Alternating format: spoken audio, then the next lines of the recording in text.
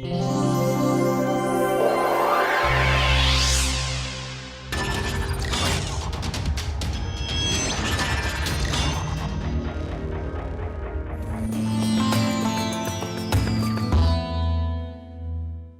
will look at binding theory, the remaining aspects of it. What does binding theory mean in one sentence? A theory around interpretation of noun phrases. Interpretation, in other words, could mean a relationship between two of them. Are two noun phrases in a sentence dependent on one another for their references or interpretations? Are there relationships between two or not? If there is, what kind of relationship? If there is not, how independent are they? Is what we mean by interpretations, and this is what we formalize, and this is what, when gets formalized, is called binding theory, which is an important component of the principles and parameters approach of natural language. Okay? So, yesterday we looked at reflexives and reciprocals, which we called together anaphors, and pronouns and R expressions, which mean referential expression in short. We saw the examples of these things, and then we saw some examples where we find them dependent on one another, and in some we saw they are not dependent on one another, right? So we need to understand this in a little bit more formal sense, and then we will look at it, look at how to basically formalize what aspects of its interpretation help us formalize these things. Okay, so let's see. This is what we saw yesterday. Pronominal elements like himself, herself, itself are anaphors. He, she, it, they, his, her, you, yours. These are pronominal elements, and then independent noun phrases, NPs, like John, the student, the teacher. These are computers, phones. These are referential expressions, where we have seen that anaphors, that is reflexives and reciprocals, they have to depend on something else in the sentence for their interpretations. R expressions do not have to depend on anything in the sentence for their interpretations. And pronouns have absolutely, pronouns are a little bit tricky, where they are sometimes dependent on something else for interpretations and sometimes they are not. It has three parts. Each part is called principle A, principle B, and principle C. Principle A deals with anaphors, principle B deals with pronouns, and principle C deals with R expressions. Principle A, the A in principle A has nothing to do with anaphor, it's just in alphabetical order. No, not even in alphabetical order, it's in a particular order. Principle A for anaphors, principle B for pronouns, principle C for R expressions. Okay. We saw these examples where we know John is an R expression, himself is a reflexive, him is a pronoun. Okay. Looking at sentence number 2, we saw it's ambiguous and it's not good only in one interpretation, where him is dependent on John, then it's not good. If him is not dependent on someone else, then it's okay. And likewise, we saw other examples. Then we stopped with this when we said there are the problem is that we see some specific configurations for specific configuration governing occurrence of these elements. It's not fair to simply say couple of things about these things. It requires some serious attention. And then we see that the configuration is different for different categories. Okay? And when we want to, and once we look at that these sentences, that is grammaticality or ungrammaticality of these sentences with respect to those configurations, then we see that the grammaticality or ungrammaticality of these sentences can be explained with binding theory. Okay? Because such a look at the configurations of these sentences help us understand not only the distribution of these things, these elements, rather what are the things that underlyingly govern them, and then we put them as what we call binding theory. So let's look at some more issues related to this. Anaphors and pronouns. Let's first look at anaphors, that is reflexives. Is called referentially dependent. Okay? Rather, we can also say they are co-referential. What do we mean by that? The way it has something to do with the way we indicate them. Okay? Which is, the two noun phrases have same index, and the way we do it, we put same index for the two noun phrases, and then we say they are co-referential and co-indexed both. Which is, when we say John saw himself in the mirror, himself and John have same index. Do you see that? With the subscript I, we are indicating co-referentiality. This is all that we mean when we say co-indexed to describe co-referentiality. Simple, right? We can say the same thing with words.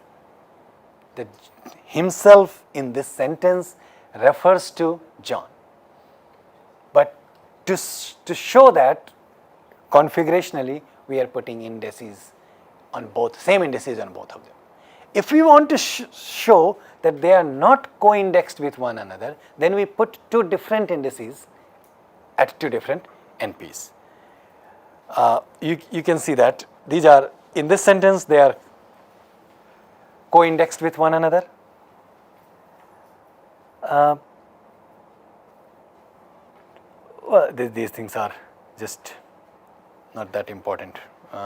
You can just take a look at this and see what we mean by them. Now let's look at this, and this is something which I have just talked to you. That is, there is another word that I want to introduce to you, which I think I referred yesterday, antecedent. When two NPs are co-indexed with one another, they carry same index. For a reflexive pronoun, the antecedent is the NP that precedes it. Okay? Am I right when I say antecedent means something that precedes it? Right? Antecedents by definition cannot follow. Right? So, and when we understand antecedent in that context of precedence and not following, we need to bring in the structure of this sentence in our mind too. That is, the antecedent is always going to be higher in the structure than the reflexives.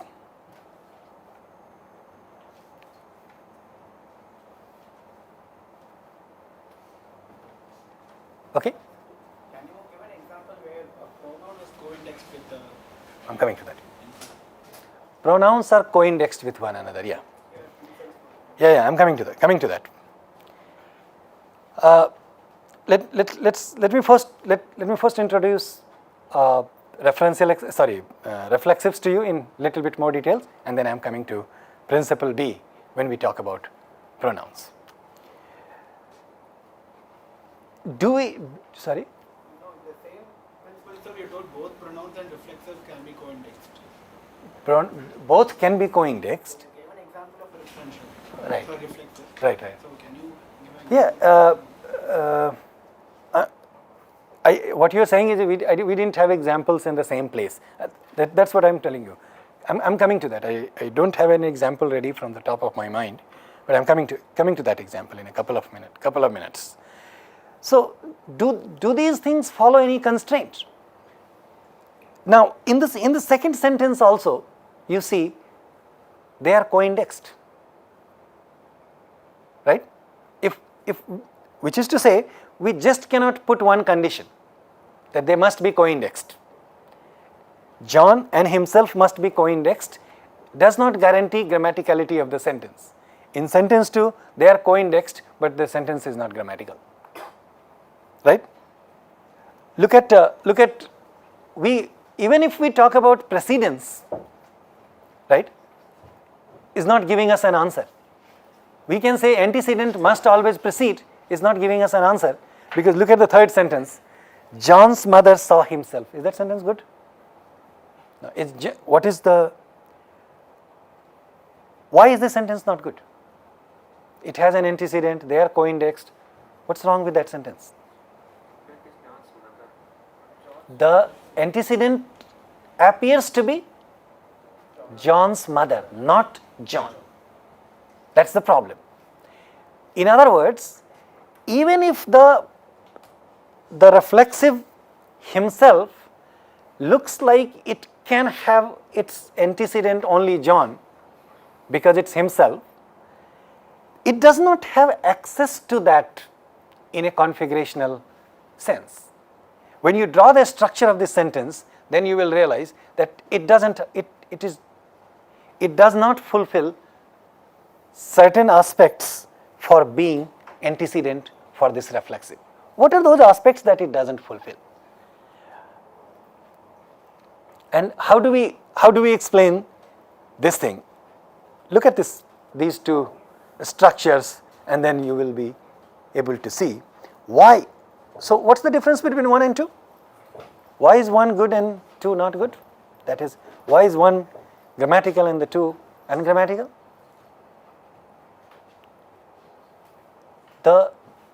See the difference between the two structures? John precedes in both the cases. John is co-indexed in both the cases. The argument is we need to say something else. In order to define the domain for reflexives and its antecedents to occur, we need to say something else. And that something else, again, you might have guessed by now, is taking us to... Okay, hold on. There is one more thing which I am presenting to you without saying it. That we are talking about the sentence. So we are saying they must be co-indexed, the antecedent must precede, and we are also saying that they must be within the same sentence. Still, we find some sort of ungrammaticality. Then we need to talk about what's missing here is what we need to add to explain ungrammaticality of 2. And what we need to say is the antecedent, everything else that we have said is still true, but we need to add that the antecedent must C command the reflexive. The antecedent must C command the reflexive. Is antecedent John C commanding the reflexive in 2? Do we remember the definition of C command? Try. What's the definition of C command? What are the two requirements for C command? A C command B if A does not dominate B. A doesn't dominate B and B doesn't dominate A. And first branch. Hold on. One part. A doesn't dominate B and B doesn't dominate A. Does A dominate B in 2? A, that is NP John, does not dominate NP himself. They are co-indexed, right? There is an antecedent, and even if we look at C command, John does not dominate himself and himself does not dominate John. Clear? What's the second condition for C command? The first node dominating John should also dominate This is where it does not, so the first branching node dominating A must also dominate B. That condition of C command is not being fulfilled here. In 2, the first branching node dominating A is NP, which is not dominating B. Therefore, John does not C command himself. Therefore, despite being within the same sentence, despite being co-indexed with one another, and despite John being the antecedent of himself, the sentence is ungrammatical.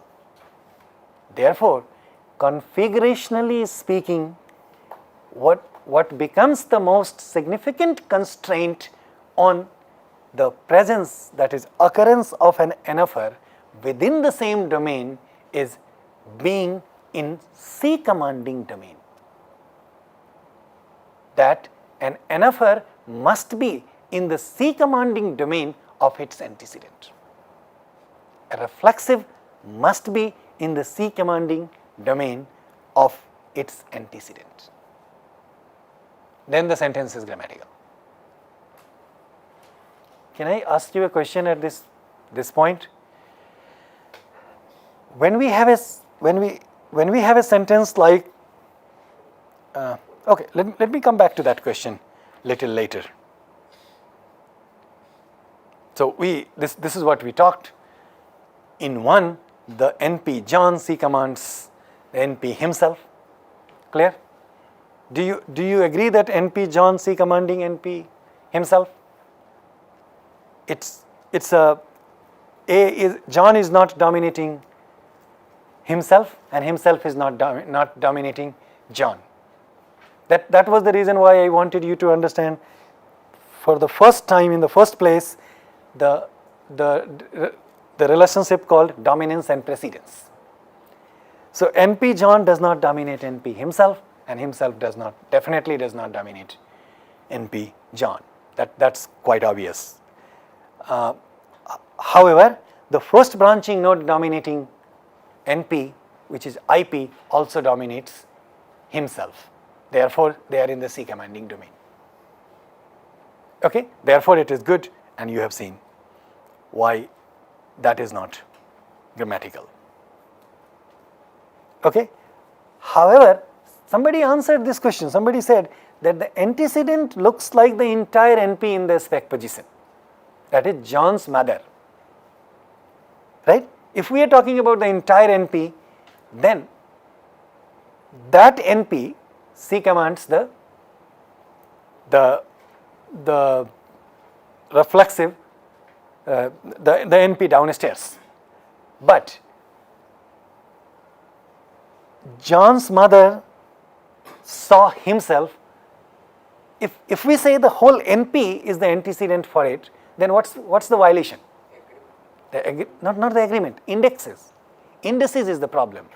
John's mother and himself too cannot carry the same index. As long as they are carrying the same index, then it's going to run into difficulty. Sir, what what happens if you say John's father saw himself? John's father saw himself, then the sentence should be grammatical. Then using the structure to, is it C command? John doesn't see command. John's father, whole NPC commands that. That is to say, you see, here is what we are talking about. You're saying John's father saw himself. The sentence, is that sentence right? First, John's father saw himself. What we are saying is, this NP becomes the antecedent. Right? And then they are co-indexed, this NPC commands this. If we allow this NP to C command this NP himself, then it's like number one. Then there is no problem. The whole, no matter how big that NP is, John's father, it's definitely potentially big, as you can see. If we allow it to be the antecedent of this, then there is no problem. That NP is in the C commanding relationship with the reflexive. Therefore, that sentence is allowed. Okay? So how do you branch that? Less John's. You haven't told about that. What the reason why you're saying why have we put it under shade? Yeah, that like how you have branched that out. Oh, okay. How the branching has worked. Okay. See, I have tried to simplify it. Okay. I know, I understand your objection that how is that an NP. First, I just wanted to keep the whole thing as an NP. But then I won't be able to separate John from John's mother. So it's like a genitive phrase. And since I haven't talked about genitive case and genitive phrase, I didn't want to get into that and then make my point. Right? So what I have done is, this is a complex NP, this is a big NP, where I see your main objection is, in the head position of that NP, Y is not an NP and Y is something else. Right? So, but take it as an NP, as a big NP, where one NP is in the spec position of the whole phrase. Okay, that is John. That's the main point I'm trying to show, that because the NP John is in non-C commanding domain with the reflexive, the sentence is ungrammatical. However, I agree with you that I'm not answering the complexity of this NP in details right now, because it's definitely not. It's called you see there is another term which is called DP, and it's called determiner phrase, right? And in that determiner phrase, in the spec position an NP is allowed. Okay, and in the head position a case marker like off or apostrophe will be allowed. But I didn't want to use the term DP either. Therefore, I changed the term DP to NP just to make my point. All right? Okay. And then you know that when NP C commands the NFR and it is co-indexed with it, and the NP first is said. So this is the configuration in which we say, now we can, I want to introduce one more term to you. We can say the antecedent John in one, that is Peter here, binds the NFR. Okay, NP, if it is in, if the antecedent and the NFR, that is reflexive, are in C commanding domain, then we can say NP, antecedent NP binds the NFR. And with that, we can say that this is what where the term binding comes from. That if I want to say antecedent binds reflexives, what do I mean? The word binding should itself be not difficult thing for you. But when we say binding in a technical sense, we say they must be under C commanding domain. Then the antecedent binds the NP with the two conditions, where the antecedent must C command and antecedent must be co-indexed with the NFR. That's the condition called binding. So, suppose John's mother saw herself. Is the sentence grammatical? John's mother saw herself. That looks grammatical to me. So then, but there's no concept of binding in the sentence because No, there mother is a- doesn't see command. Mother doesn't see command. John's But John's mother, the entire NP see commands. So there we consider John's mother as one NP. Definitely, that's an NP. Look at this note. All I need to do is to just put whole thing together. What we are saying, the problem is when this NP is co-indexed or this NP is co-indexed, then there is a problem of C commanding. But if this NP is co-indexed, then there is no problem of C commanding. I think should not be complicated for you, right? Then there is no problem. And definitely that is the reason why John's mother saw herself is okay. Because in that case we are neither talking about John nor talking about mother. Of course, mother is John's mother. But when we say we are not talking about mother, we are talking about just the NP mother. Is not in our case. And the reason why it became a question for you is because you are looking at probably just mother. Right? And John's mother is mother, so this NP mother is not in the C commanding relationship with the NFR. So how does that configuration work? Probably that is your question, but that's not the case. The NP whole thing, John's NP or Peter's NP, the NP in the spec position of the IP is in C commanding domain. Is C commanding the NFR? Then there is absolutely no problem. Okay, all right. So this is what the principle A says. I could have just said this thing first and then gone into the details of that. I have shown you everything and then I am stating the principle. An NFR must be bound. In other words, reflexives and an antecedent binds an NFR. An NFR must be bound.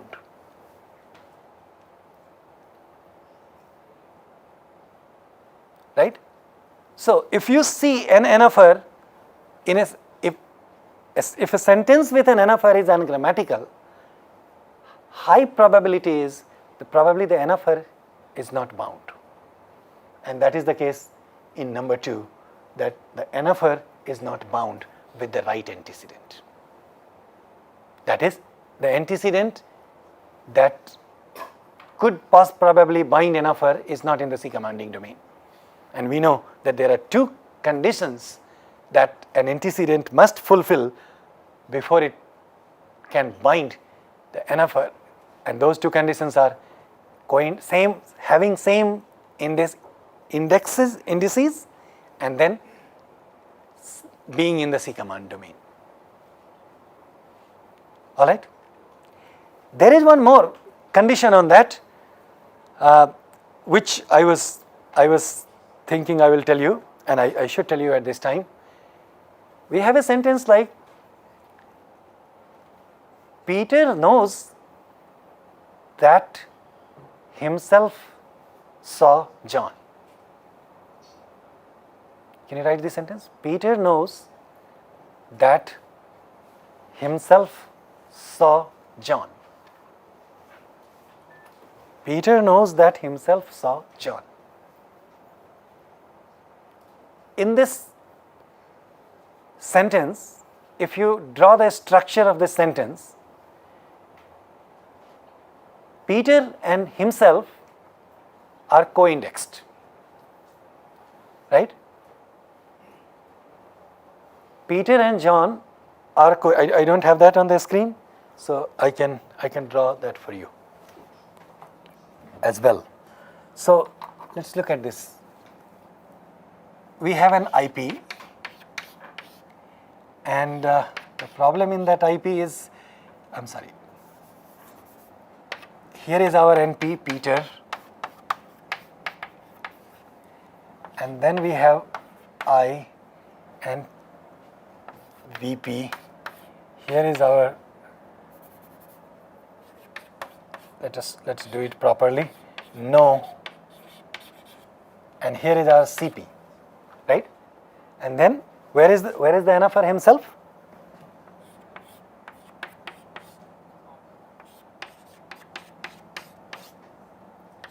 Here.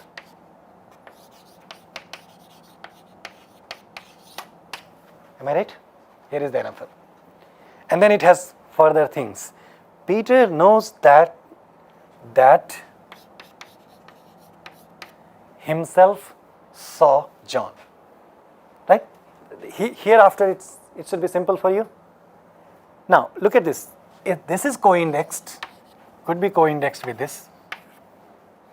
Right? This is co-indexed, and is this NP C commanding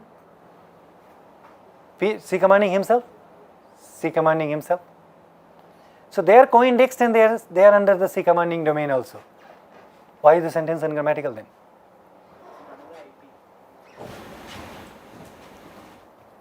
That is because you are right. Right, beginning from here, it's in a different domain. Right?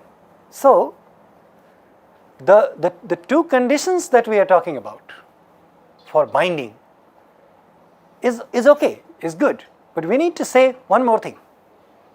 That is the binding domain. These are the two conditions for binding, but the binding domain is within the IP. So being co-indexed, being in the C commanding domain in the same IP is the actual condition for NFRs to occur. Being here in the spec position of another IP, even though it is co-indexed in the C commanding domain of its antecedent, the problem is actually it is not in C commanding domain. You have seen C command, and you have, if you remember, the constraint on C command was, what was the constraint on that kind of C command? There was one more one constraint on the C command. The constraint was a finite IP.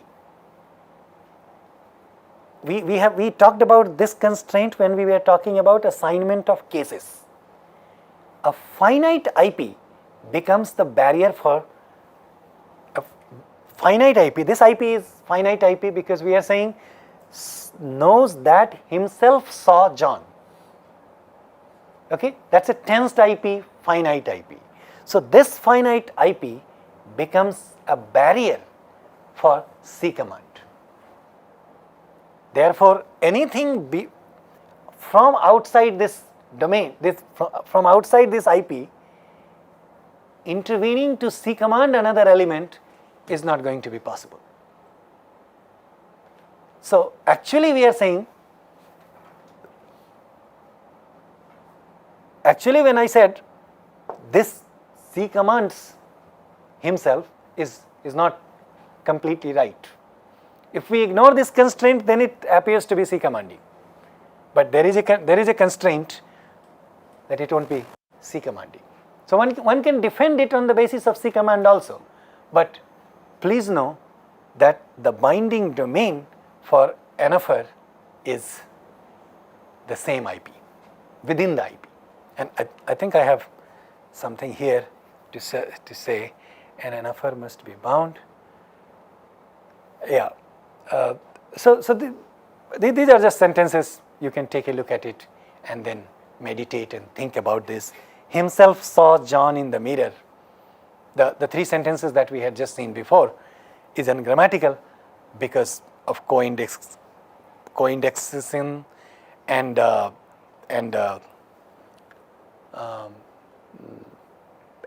antecedent and reflexive issues, and the issue of C command. All of that will be able to explain it. Here is the sentence what you were talking about. Mary's father likes himself. Something like that in third. Mary's father likes himself will be fine, but himself likes Mary's father is not good because of the obvious reasons that I have just explained to you. So and this is the point that I raised, that John said that himself likes pizza is not good because it's not in the C commanding domain. John said that Mary called himself is not good again because the reflexive and the antecedent doesn't C command the reflexive, they are not in the same domain. I wrote this thing. I hope you understand what it means, that this the NP Johns appears to be C commanding the reflexive himself if we don't look at this constraint. But since we know about that constraint, it's not possible for us to ignore. So in order to dismiss this, we don't have to touch the nose through a different route. We can directly say that it doesn't appear to be C commanding because the second IP is a finite IP. So what's the difference between 1 and 2 on one side and 3 and 4 on the other? John saw himself in the mirror. John gave a book to himself. C commanding, co-indexes and everything is fine. John said that himself is genius, is out. Remember the sentence from yesterday? John said that himself is a genius. John said that Mary dislikes himself, are out for C commanding reasons and not being in the same domain. So that explains. More precise so this is how we can put the constraints in a precise way, that it's the constraint is put in terms of locality, which is the same IP. With locality, all we mean is the same IP. And NFR must be bound in its binding domain, and the binding domain is the IP. The smallest clause containing it, that is both NFR and that is both antecedent and reflexive, must be within the same smallest clause, that is the same IP. Look at this pronouns. Now I am coming to probably what you were looking for. John saw him in the mirror is not good, right? John saw him in the mirror is not good as it is marked here in this sentence. Because if we try to put same index for both, then it is not right. But with the same index, the second sentence is all right.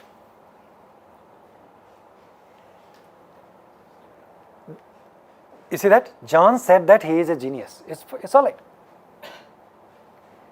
John said that Mary dislikes him. That's also all right. They are being co-indexed is not just a problem for the pronoun. Please raise your hands if you see that that question is still not answered. John saw him in the mirror is okay if the indices are not the same. So what's going on here in these 4 sentences?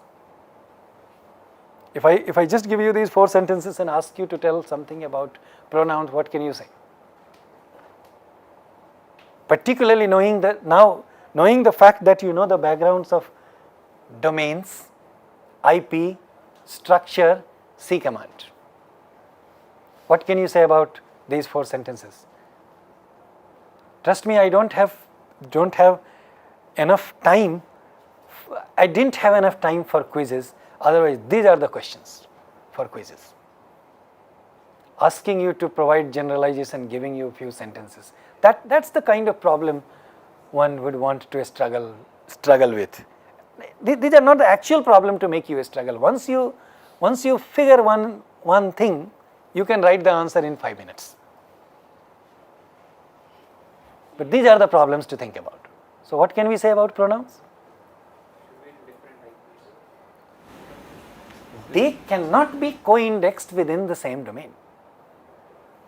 If they are in the C commanding configuration, in the same IP, they cannot be co-indexed. They are allowed to be co-indexed if they are in the different IPs. So, but earlier you said pronouns and reflexives can be co-indexed. But at that time I didn't talk about the same domain. And this is the fishy thing about pronouns, that pronouns can be we cannot say pronouns must be free like our expressions. We can only say pronouns must be free within the same domain. That's principle B. And the principle, I am coming to that right after this slide. An NFR must be bound in its binding domain, and a pronoun must be free. That's principle B. Okay? So they can be co-indexed, definitely. They can be co-indexed outside the domain. Within the same domain, if you try to co-index them, the sentence results in ungrammaticality. John's mother saw him. John and him are in the same domain. So then the John is not, so it's not true, but then it's not in the C commanding configuration. As long as it is not in C commanding configuration, that is fine. John would C command him. No, John's mother John's mother saw him. Try to write that, and see the structure. We have just seen the structure. John will be under the NP, which is in the spec position. So IP of specifier of the IP has an NP, and within that NP again, if we bifurcate, then we get the John. So the first branching node for John is going to be NP, not the IP. Therefore, it won't be able to C command him. John's mother, if we take as a whole, then it's 6. Then there is no problem. We have said that's not even a problem for NFers. John's mother saw herself is not a problem. And when we say John's mother saw him is not a problem because they are not co-indexed. They're co-indexed but not in the same domain. No, they are in the same. Think about it slow. John's mother saw him. Okay? In this case, John's mother as an NP and him as another NP, they are in the same domain, but they are not co-indexed. If John's mother is I, him is J. Okay? Then there is no problem. Therefore, we say that the distribution of pronoun, in the distribution of pronouns and NFR appear different. And this is the difference which leads us to principle B, which says a pronoun must be free in the binding domain. Okay? Free means not bound. That is, the conditions that apply for binding C command and co-indexation must not work for them, is the meaning of being free. So the moment you say John saw him and try to put the co-indexation, if the indices are not the same, then the sentence is all right. And that is what explains ambiguity. If we say it has two meanings A and B with different indices, principle B explains both of them. Right? Here is the sentence that we were talking about. John's mother saw him is fine. I'm sorry, the index is wrong. Index is wrongly given. I should have put John's mother in the square bracket and then given it the index, and then the sentence will be okay. Okay? Understand the difference between principle A and principle B?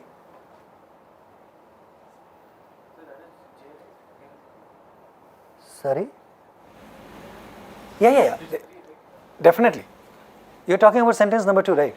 No. The problem is sentence number 2 is, here, this is how it should have been done. John's mother saw him. What I have done is I have put it here. Okay? This is wrong. What I should have done is I should have put it here. No, this is correct. Because John and him can be co-indexed, but John's mother will be. Oh, right. I'm sorry. No, that is also correct. I is right. That is also correct because these two do not have same indices. If this is I, then this will be J. I'm sorry. You are right. That will be John. That will be J. Yes. And right now it is correct. Oh, I'm sorry. Right now it is correct because they are not in the, they can be co-indexed as long as they are not in the C commanding domain. They can be co-indexed and then there is no problem. You are right. Well, we understand principle A, principle B, the differences between the two, meaning of binding, meaning of not being bound. And then bringing in C command and the structural configuration to explain interpretations of noun phrases. We understand this? Yeah. Can a pronoun and anaphor be co-indexed together? Can a pronoun and anaphor be co-indexed with one another? Something like he saw himself. Yes. True. This can be done as long as they are still following the same constraints. They are in the same binding domain. They are co-indexed. They are C commanding one another and within the same IP. Absolutely no problem. Okay? Absolutely no problem. So that's principle B. And then finally, principle C, to in short, give me another 2 minutes, says our expression needs to be free everywhere. That is, for its reference and interpretation, it doesn't depend on anything within the sentence. When we say must be free everywhere, we mean within the sentence. It must be free. When it's not free in the world, that is in the larger context, it depends on something for interpretation, but in the sentence it is free. When we look at the sentences, the he likes John, if we try to put the index together, then the sentence is wrong. Why? Because we are trying to get the reference for our expression John from he, where it's violating principle C. The John cannot take reference from anything within the sentence. He saw John, he likes John. It's a perfectly alright sentence by itself.